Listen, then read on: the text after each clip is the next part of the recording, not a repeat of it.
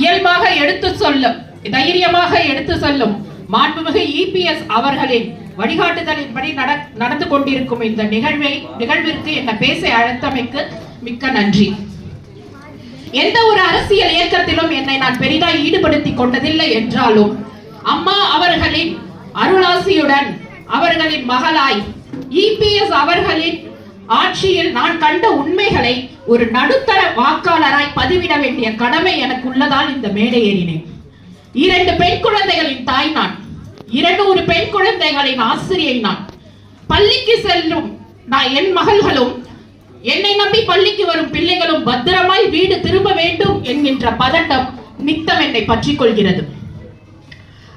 இதுபோல் பலரின் பயமும் ஆதங்கமும் பாதுகாப்பின்மையையும் எடுத்துரைக்கும் ஒரு வடிகாலாய் தான் இந்த மேடையை நான் பார்க்கிறேன். ஒரு நாட்டின் வளர்ச்சி என்பது எதை வைத்து அளவிடப்படுகிறது? அந்த நாட்டில் பெண்கள் எவ்வளவு பாதுகாப்பாக இருக்கிறார்கள் என்பதை வைத்துதான்.